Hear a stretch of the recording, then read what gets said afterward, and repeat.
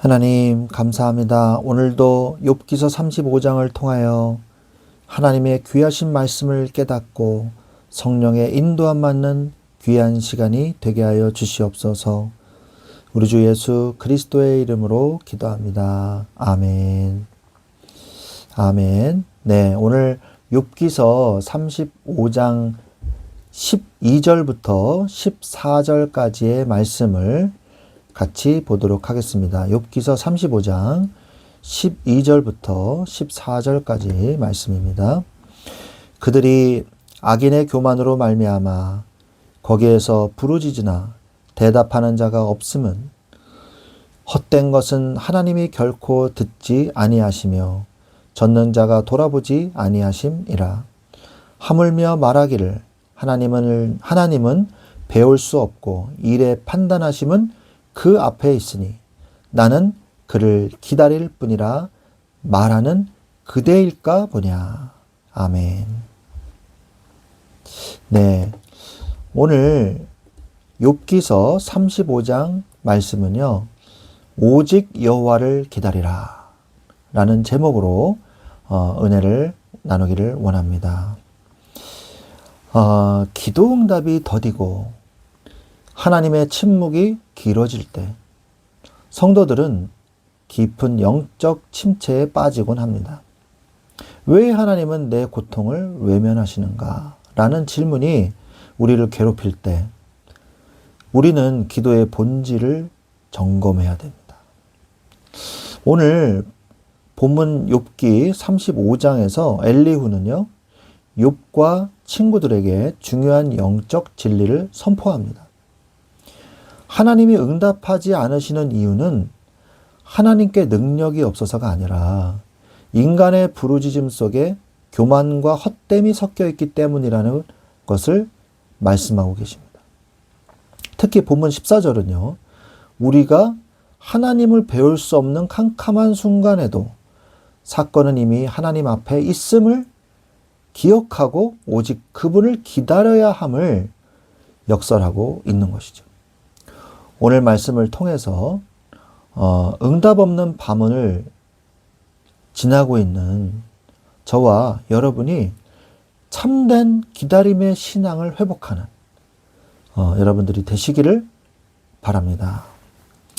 오늘 욥기서 35장의 전체 내용을 좀 말씀을 드리면, 엘리후는요, 욥이 내 의가 하나님보다 높다 하거나 범죄하는 것이 무슨 이익이 있느냐라고 말한 것을 비판해요. 그는 하늘의 구름을 보라며 사람이 범죄한다고 하나님께 해가 되거나 의롭다고 하나님께 무엇을 드릴 수 있는 것이 아님을 지적을 합니다. 8절에 그대의 악은 그대와 같은 사람에게나 있는 것이요 그대의 공의는 어떤 인생에게나 있느니라. 그러면서 인간의 행위, 악이든 선행이든 하나님한테 어떤 영향을 주는 것이 아니다. 인간한테만 미친다. 그 영향이. 이렇게 얘기하는 거죠. 그러면서 엘리후는요, 사람들이 학대를 받아 부르짖으나 하나님이 응답하시지 않으시는 이유를 설명하는데, 그들이 창조주 하나님을 찾지 않고 짐승처럼 본능적인 고통 때문에 울부짖기 때문이다. 그리고 13절에 보니까 헛된 것은 하나님이 결코 듣지 아니하시며 전능자가 돌아보지 아니하시리라고 말하면서요, 교만한 악인의 헛된 외침에는 하나님이 침묵하신다고 역설을 하죠. 그러면서 엘리후는요, 욥이 하나님을 배울 수 없다고 한 말에 대해서 반박을 합니다. 그는 심판이 하나님 앞에 있으니 기다리라고 권면을 하죠. 지금 당장 진노가 임하지 않았다고 해서 하나님이 죄를 모르신다고 말을 하는 것은 잘못된 거다라고 얘기하는 거예요. 엘리후는 16절에 욥이 헛되이 입을 열어 지식 없는 말을 많이 하는구나 라고 책망하면서 욥의 불평이 하나님의 섭리를 알지 못하는 무지에서 비롯된 것이라고 지적을 하는 거예요. 하나님의 섭리가 있으니까 당연히 기다리면 되는데 너는 왜 이렇게 불평하고 원망하고 기다리지 않고 말이야, 막 원망 불평부터 쏟아내느냐라고 책망하는 거예요. 자, 그러면서 이제 35장이 끝을 맺게 되는데, 우리가 좀 더 구체적으로 말씀을 살펴보면요. 인간의 행위에 대해서 엘리후가 말을 하잖아요. 인간의 범죄에 대해서 우리가 보면요. 엘리후는 먼저 하나님의 절대적인 초월성을 강조합니다. 인간이 죄를 지는다고 해서 하나님의 영광이 손상되거나 하나님의 보좌가 흔들리는 게 아니죠. 당연히. 하나님은 인간의 행위에 휘둘리는 그런 분이 아니시죠. 이는 우리가 죄를 지었을 때 그것이 하나님을 해치는 것이 아니라 결국 죄를 지은 우리 자신을 파괴하는 것이라는 것을 깨닫게 하는 것입니다. 그리고 죄의 결과는요, 고스란히 인간에게 돌아와요. 피해자는 내 자신과 이웃이라고 욥기서 35장 8절에 얘기하잖아요. 그대의 악은 그대와 같은 사람에게나 있는 것이요. 이러잖아요. 우리가 범죄할 때 그 고통은 나 자신과 내 이웃에게 돌아옵니다. 그러므로 고난이 닥쳤을 때 하나님을 원망하기에 앞서 나의 행위가 하나님과 나 사이를 가로막고 있는 것은 아닌지, 죄로 인해 스스로 고통을 자초한 것은 아닌지 돌아봐야 한다는 것입니다. 또한 인간의 의로움도 얘기했는데요. 전혀 하나님께 유익을 주지 못해요. 인간이 의롭다고 해서 하나님이 영향을 받습니까? 그런 게 아니에요. 우리가 선한 일을 하고 의롭게 산다고 해서 하나님께 보탬이 되는 건 아니죠. 하나님은 그 자체로 완전하신 분이거든요. 그렇기 때문에 인간의 도움을 필요로 하지 않습니다. 욥은 자신의 의로움을 근거로 하나님께 따졌단 말이에요. 엘리후는 너의 의로움이 하나님께 청구서가 될 수 없다라고 일갈하게 되는 것입니다. 그러니까 욥은 하나님하고 거래하려고 한 거예요. 내가 의롭게 했죠? 그러니까 하나님 날 도와주셔야 됩니다. 그게 이유가 아니에요. 하나님이 날 도우시는 이유는 내가 의롭게 살았으니까 도와주셔야 돼요. 아니에요. 하나님의 사랑이지. 전적인 하나님의 은혜지. 그죠? 많은 성도들이 내가 이렇게 봉사하고 헌금했으니 하나님이 나를 복을 주셔야 됩니다. 그건 아니죠. 참된 신앙은요, 하나님과 거래하는 게 아니라, 의로움은요, 자랑거리가 아니에요. 마땅히 행해야 될 도리일 뿐이에요. 하나님의 자녀로서. 내 행위를 의지하는 순간 우리는 하나님의 은혜를 망각하게 되는 거예요. 전적인 하나님의 은혜로 살지 우리가 우리의 선으로 삽니까? 아니죠. 하나님이 그 의를 축복하신다고 해서 우리가 그 의로움으로 우리가 사는 게 아니잖아요. 이거를 우리가 착각하면 절대 안 돼요. 또한 인간의 부르짐에 대해서 고통스러움에 부르짖기만 했거든요. 욥이. 육신적인 비명만 질렀어요. 엘리후는 사람들이 고난을 당할 때 부르짖지만 그것이 짐승의 울부짖음과 다를 바 없는 경우가 많다고 지적을 해요. 단지 몸이 아프고 상황이 힘들어서 지르는 비명은 믿음의 기도가 아니라는 거죠. 맞는 말이잖아요. 하나님을 찾는 간절함이 없이 그저 고통을 면하게 해달라는 외침은 하나님께 상달되지 않다고 엘리후가 말합니다.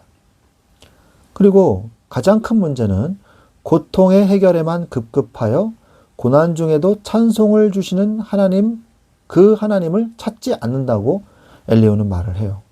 욥 역시 극심한 고통 속에서 자신의 권리 회복만을 외쳤지 나를 지으신 하나님의 뜻을 묻는데 소홀했음을 지적을 받습니다. 안 한 건 아니에요. 근데 초창기에만 하고 계속 고통만 얘기했거든요. 교만한 인간의 헛된 외침이라고 말을 하죠. 하나님이 침묵하시는 주된 이유는 교만이라고 얘기를 합니다. 겸손히 엎드려서 긍휼을 구하는 자세가 아니라 내가 왜 이런 일을 당해야 됩니까? 하고 따지는 듯한 그런 마음에는요, 하나님이 응답이 임할 수 없다고 엘리후는 말합니다. 이게 교만이라고, 그리고 큰 장애물이 된다고 엘리후가 말하죠. 하나님은 헛된 말을 듣지 않으신다고 역시 말을 합니다. 알맹이 없는 기도, 회개 없는 탄식, 믿음 없는 넋두리. 하나님은 이것을 헛된 것이다 이렇게 엘리후가 지적을 하죠. 하나님은 우리의 미사여구가 아니라 중심의 진실함을 보시면 된다는 거예요. 진실함을 본다는 거예요. 헛된 외침을 멈추고 진실한 기도로 하나님 앞으로 나아가야만 합니다. 우리가 오늘 엘리후의 지적을 통해서 우리가 받아야 될 응답이 뭐냐? 잠잠히 하나님을 바라보십시오. 예수님은 순종하심으로 십자가에서 순한 어린 양과 같으셨어요.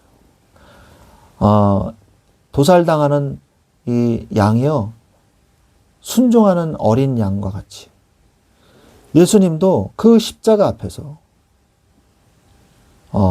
순한 어린 양이 되셨어요. 고난 앞에서 우리가 취해야 할 최고의 태도는 예수님을 본받는 것입니다. 주님은 십자가의 극심한 고통과 조롱 앞에서도 변명하거나 하나님을 원망하지 않으셨어요. 막 사람들을 막 불러 세워가지고 증인을 세워서 되지도 않는 거짓말로 막 예수님을 참소했잖아요. 저 사람이 자기가 하나님이라고 했습니다. 막 이러고 자신이 뭐 성전을 헐고 3일 만에 세운다고 했습니다. 막 거짓말입니다. 이러면서 하나님을 모욕했습니다. 막 그랬잖아요. 그때 예수님이요, 아니다 이러면서 막 변명을 막 예수님이 얼마나 말씀을 잘하십니까? 한 방에 제압할 수 있어요. 한마디로도 제압할 수 있는 하나님이시잖아요. 근데 가만히 계셨어요. 왜? 하나님의 뜻을 이루기 위해서.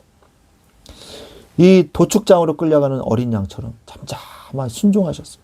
나의 억울함을 토로하기보다 하나님의 뜻에 침묵으로 순종할 때 역사는 시작되는 거예요. 그래? 너가 나의 역사를 믿어? 그리고 이 고난 앞에서도 잠잠해? 내가 역사하리라. 내가 너에게 하나님의 영광을 보이리라.